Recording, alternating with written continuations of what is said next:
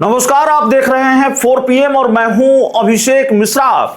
देखिए, बांकीपुर विधानसभा उपचुनाव को लेकर एक बड़ी खबर इस वक्त निकलकर सामने आ रही है और वो बड़ी खबर यह है कि आरजेडी ने अपने उम्मीदवार के नाम की घोषणा कर दी है। आरजेडी ने अपने उम्मीदवार के नाम का ऐलान कर दिया है।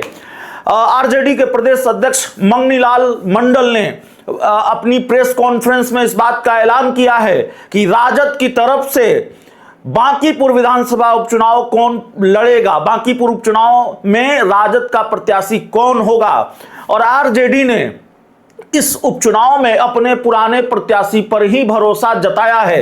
राजद ने रेखा गुप्ता को बांकीपुर विधानसभा सीट से उम्मीदवार बनाया है।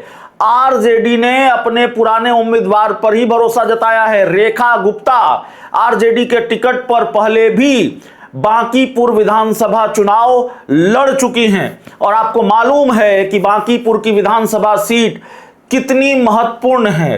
भारतीय जनता पार्टी के लिए और एनडीए के लिए दूसरे लिहाज से महत्वपूर्ण है, इंडिया गठबंधन के लिए दूसरे लिहाज से महत्वपूर्ण है और जन सुराज के लिए जो एक तीसरा फैक्टर है बिहार में, उसके लिए प्रशांत किशोर के लिए अलग तरीके से महत्वपूर्ण है, क्योंकि प्रशांत किशोर की साख भी दांव पर लगी हुई है।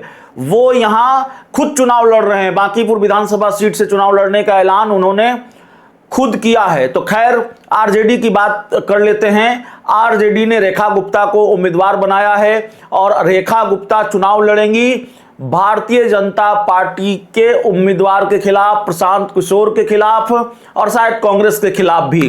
कांग्रेस ने यह कहा है कि अगर आरजेडी ने बिना कांग्रेस से मशवरा किए एक तरफा फैसला लिया उम्मीदवार को लेकर, तो कांग्रेस भी अपना उम्मीदवार उतारेगी।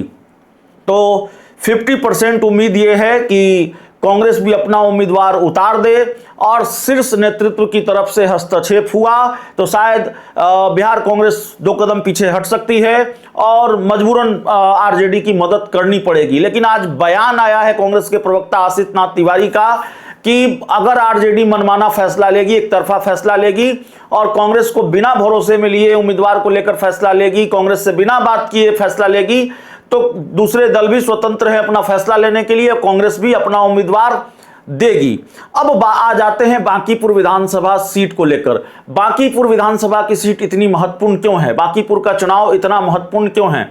मैं तो ये कहता हूं कि 2024 के लोकसभा चुनाव के बाद रुपौली विधानसभा सीट और बेलागंज विधानसभा सीट, इमामगंज विधानसभा सीट, रामगढ़ विधानसभा सीट, तरारी विधानसभा सीट, इन विधानसभा सीटों पर उपचुनाव हुए हैं। लेकिन इन 5 सीटों पर हुए उपचुनाव से ज्यादा महत्वपूर्ण है बांकीपुर विधानसभा की सीट। बांकीपुर विधानसभा उपचुनाव पर जो चुनाव हो रहा है, बांकीपुर विधानसभा सीट पर जो चुनाव हो रहा है, क्योंकि यह सीट भारतीय जनता पार्टी का गढ़ मानी जाती रही है और इस सीट से विधायक रहे नितिन नवीन अब भारतीय जनता पार्टी के राष्ट्रीय अध्यक्ष हैं। तो बीजेपी की यह सीट, बीजेपी का यह गढ़ बचेगा कि नहीं बचेगा, यह बड़ा सवाल है। बहुत बदलाव हुए हैं भारतीय जनता पार्टी में। सम्राट चौधरी भारतीय जनता पार्टी कोटे से बिहार सरकार में मुख्यमंत्री हैं। वैसे वो पूरे बिहार के लोगों के मुख्यमंत्री हैं, लेकिन बीजेपी के मुख्यमंत्री हैं, बीजेपी से आते हैं। प्रदेश नेतृत्व में भी बदलाव हुआ है, संजय सरावगी प्रदेश अध्यक्ष हैं। तो बहुत कुछ बदला है बिहार भाजपा में और अगर ये बदलाव हुआ है तो फिर ये चुनौती है कि गढ़ कैसे बचेगा। प्रशांत किशोर कह रहे हैं ये रेफरेंडम है सम्राट चौधरी के खिलाफ, तो देखना होगा प्रशांत किशोर कितनी बड़ी चुनौती बन पाते हैं बीजेपी के लिए, आरजेडी कितनी बड़ी चुनौती बन पाती है और क्या कांग्रेस आरजेडी के लिए चुनौती बनेगी, कांग्रेस आरजेडी के उम्मीदवार के खिलाफ उम्मीदवार उतारेगी, यह भी एक बड़ा सवाल है। जाते जाते हम आपको वो बयान सुनाते जाते हैं। कांग्रेस के प्रवक्ता हैं आशीष नाथ तिवारी, जिन्होंने ये कहा है कि अगर आरजेडी ने अपना उम्मीदवार उतारा तो कांग्रेस भी अपना उम्मीदवार उतारेगी। बहुत बहुत धन्यवाद। हम मजबूती से लड़ना चाह रहे हैं। हमारा प्रयास होगा कि हमारा गठबंधन मजबूती से लड़े और एनडीए वहाँ से हारे। लेकिन अगर गठबंधन में शामिल किसी दल को ये भ्रम है कि वो गठबंधन की ज़रूरतों को समझे बिना, गठबंधन में शामिल दलों से बातचीत किए बिना एक तरफा फैसले लेगा और गठबंधन के सारे दल उसे मान लेंगे, तो मुझे लगता है कि ये भ्रम ठीक नहीं है और इस भ्रम के साथ आप गठबंधन में नहीं रह सकते हैं।